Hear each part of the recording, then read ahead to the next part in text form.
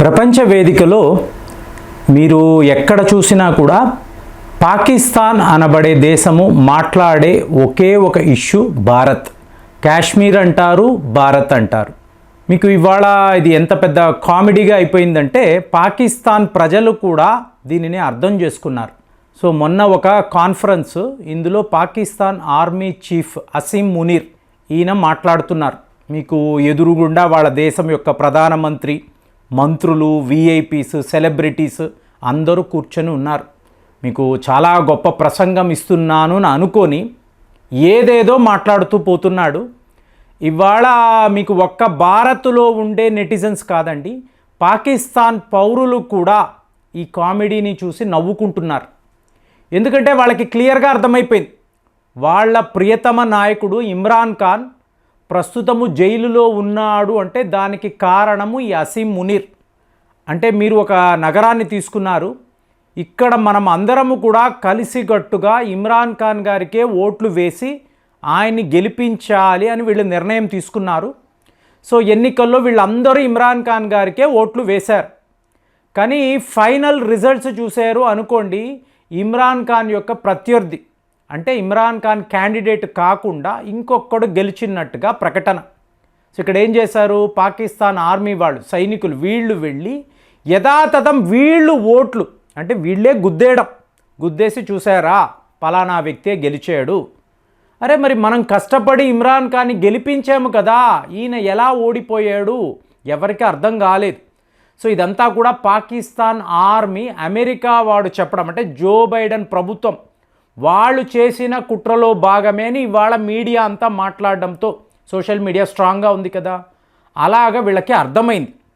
So ఇప్పుడు ఈ అసీం మునీర్ మాట్లాడుతూ వీఆర్ డిఫరెంట్ ఫ్రమ్ హిందూస్, అంటే అక్కడ కూడా మళ్ళీ మీకు హిందుస్థాన్, భారత్, కాశ్మీర్ ఇదే.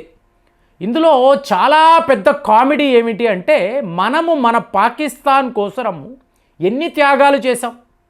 అంటే ఇప్పుడు అందరూ ఏం మాట్లాడుతున్నారు, ఒక దేశము భారతదేశం, హిందుస్థాన్ అనబడే దేశం నుంచి మీకు విడిపోయినదే పాకిస్తాన్ చెప్తున్నారు కదా, 2 నేషన్స్ థియరీ అంటున్నారు. అలా కాదండి, మనము కలిసి ఉన్నామని వాళ్ళు చెప్తున్నారు. అలా ఎప్పుడూ జరగలేదు. మనము ఒక విడిదేశమే, అప్పట్లో కూడా మనం విడిదేశమే. మన ఆచార వ్యవహారాలు వేరు, భాష వేరు, మన తీరు వేరు. మనము హిందూస్ కాము, వీఆర్ డిఫరెంట్ ఫ్రమ్ హిందూస్. దీనిని మీరు మీ సంతతికి చెప్పాలి, తరతరాలుగా చెప్తూ రావాలి. ఇలాగా చెప్పేస్తున్నాడు. కానీ ఇప్పుడు నీ దేశంలో ఏమైనా ఉంటే కదా చెప్పడానికి. ఇప్పుడు మీరు మన ప్రేమ్ టాక్స్ వీడియోస్ చూస్తారు కదా, కామెంట్స్లో చూసారు అనుకోండి, మన ఆస్పిరేషన్స్ ఏమిటి, మన గోల్స్ ఏమిటి, మనం ఏమి సాధించాలి అంటే ఏం మాట్లాడతాం. త్వరలోనే మనము వరల్డ్లో 3rd జీడిపిగా, అంటే ర్యాంకింగ్లో అమెరికా, చైనా తరువాత మనమే ఉండాలి, దానికోసం హార్డ్ వర్క్ చెయ్యాలి, కృషి చెయ్యాలి. చాలామంది మిత్రులు కామెంట్స్ పెడతారు. అలాగే డిఫెన్స్ రంగంలో మనం అత్యుత్తమమైన, అంటే ఉన్నత స్థాయిని సాధించాలి, మన వద్దే మంచి మంచి ఆయుధాలు, యుద్ధ విమానాలు ఇవన్నీ ఉండాలి. అదే నెక్స్ట్ లెవెల్లో చూసారనుకోండి, మనము వ్యాపార దిగ్గజంగా, ప్రపంచంలో టాప్ మోస్ట్ ఎక్స్పోర్టర్స్గా, ఇలాగా ఒక్కొక్కరు ఒక్కొక్క రంగములో భారత్ ప్రగతిని సాధించాలని కామెంట్స్ పెడుతూనే ఉంటారు. అంటే మనకు ఒక ఆస్పిరేషన్ ఉంది, ఒక గోల్ ఉంది. అదే ఒక పాకిస్తాన్ యువకుడిని అడిగారు అనుకోండి, వాడి పరిస్థితి ఏంటి, ఉద్యోగాలు లేవు, ఎక్స్పోర్ట్స్ లేవు, జీడిపి లేదు, రెవెన్యూ లేదు, ఏమీ లేనప్పుడు నువ్వు నీ చరిత్ర గురించి ఏం మాట్లాడతావు. సో అసీం మునీర్ ఏం చేస్తున్నాడు, విఐపీస్ ముందు ఈ ప్రగల్భాలు పలుకుతున్నాడు. నువ్వు ఒక మామూలు పాకిస్తాన్ పౌరుడి వద్దకు వెళ్ళి మనము ఏం సాధించాలి అంటే వాడికి ఏం అర్థం కాదు. ఒకవైపేమో ప్రభుత్వము అంటారు, ఆ ప్రభుత్వం ఎప్పుడు హిందుస్థాన్ అంటుంది. ఇంకొక వైపేమో ఆర్మీ, ఈ ఆర్మీ వాళ్ళు ఎప్పుడు కాశ్మీర్ అంటారు, భారత్ అంటారు. మీకు మూడవ వైపు చూసారంటే ఈ మత పెద్దలు, వీళ్ళు ఎప్పుడు రాడికలిజం, తీవ్రవాదము, మనము హిందుస్థాన్ని విడిచిపెట్టకూడదు, ద్వేషము, శత్రుత్వము.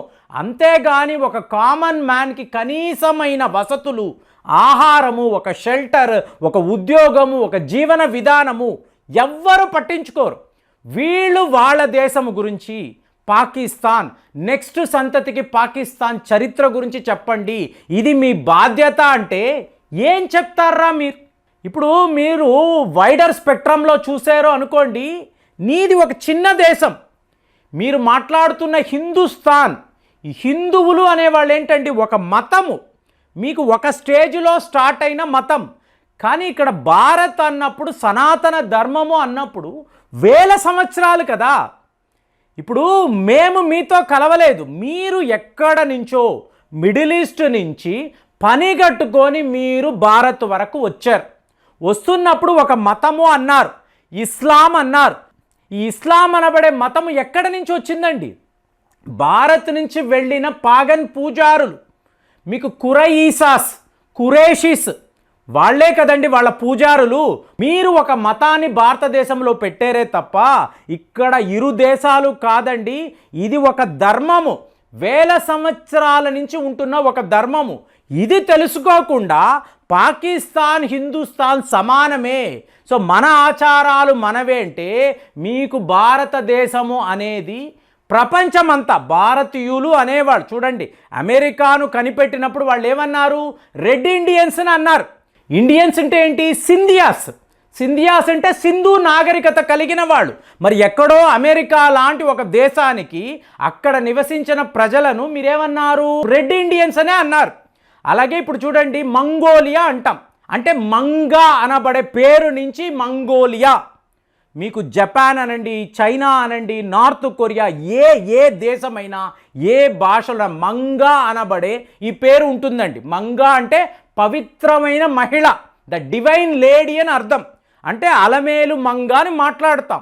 ఆ మంగా అనబడే పేరు ప్రతి ఒక్క దేశములోనూ ఉంటుంది. ఎలా వస్తుంది? దాని నుంచే మంగోలియా అంటే మ్యాంగోలాయిడ్స్ అని అంటారు, వీళ్ళు భారతీయులే. అలాగే ఆస్ట్రాలాయిడ్స్ అని అంటారు, ఈ ఆస్ట్రేలియాలో నివసించే వాళ్ళు భారతీయులే.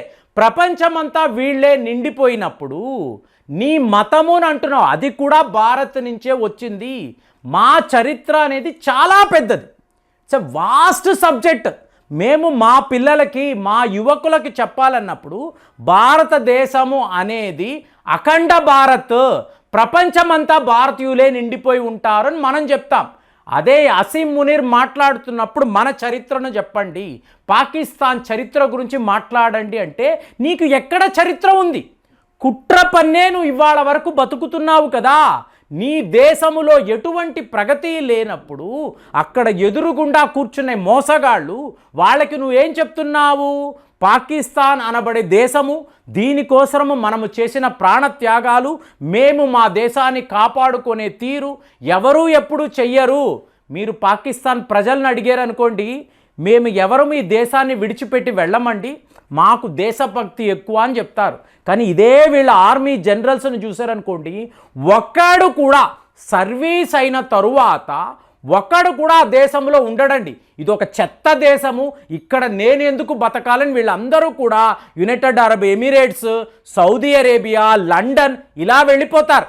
నవాజ్ షరీఫ్ ఎక్కడండి? లండన్లో నివసించాడు. ఇవాళ కొల్లగొట్టడానికి మళ్ళీ పాకిస్తాన్ వచ్చాడు. ఇతనికి ముందు, అసీం మునీర్కి ముందు ఎవరు? బాజ్వాన్ ఉండేవాడు.